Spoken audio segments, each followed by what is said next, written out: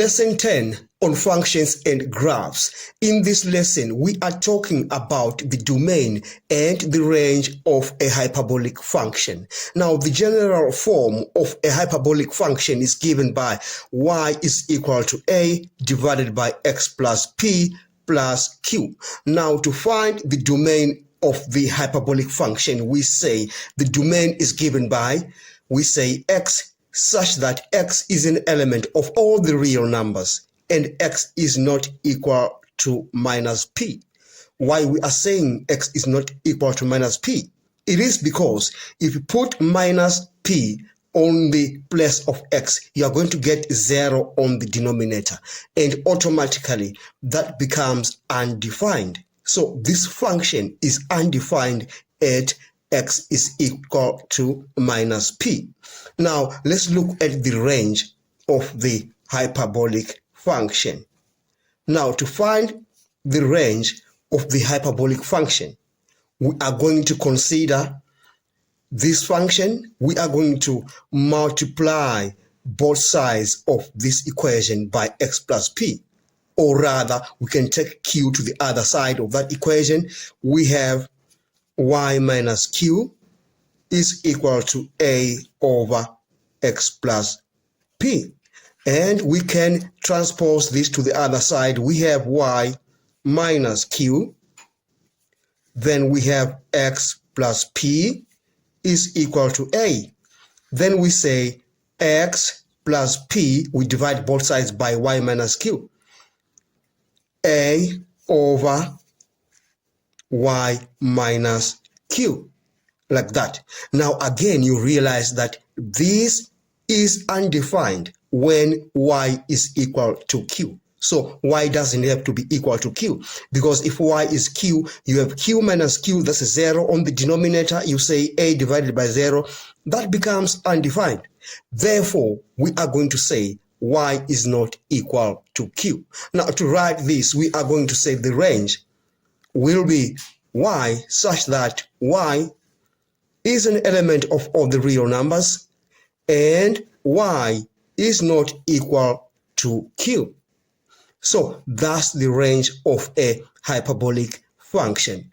Now, let's look at the examples. Let's look at example A. In example A, we are required to find the domain and the range of the function y is equal to 2 over x plus 1 plus 3. Now you realize that we have q, that is q, all right, and that is p if we consider the general form of a hyperbolic function above. Now then we are going to say the domain of that function will be x such that x is an element of all the real numbers and x is not equal to minus 1, because you see p is 1. That's the domain of that function. Now let's look at the range of that function. The range will be y such that y is an element of all the real numbers and y is not equal to 3. You remember we said y is not equal to q, so y is not equal to 3. In part B, we need to find the domain and the range of such a function. Now we need to write that function in the standard form of a hyperbolic function, and the standard form of a hyperbolic function is y is equal to a over x plus p plus q. Now we are going to divide both sides of that equation by x plus 2. So we are going to say y minus 2 is equal to 3 over x plus 2.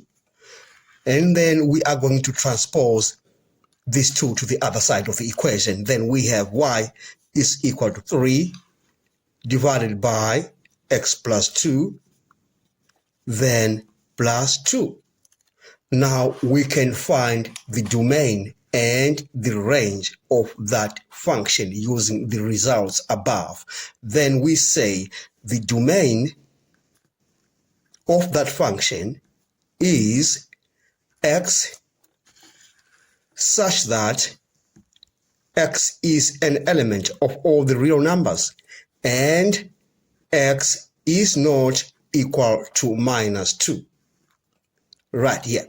And then we are going to find the range, and we say y such that y is an element of all the real numbers and y is not equal to 2. Then we have managed to find the domain and the range of that function. We have come to the end of this lesson. Thanks for watching. Please subscribe, like, share, and comment. Enjoy your day.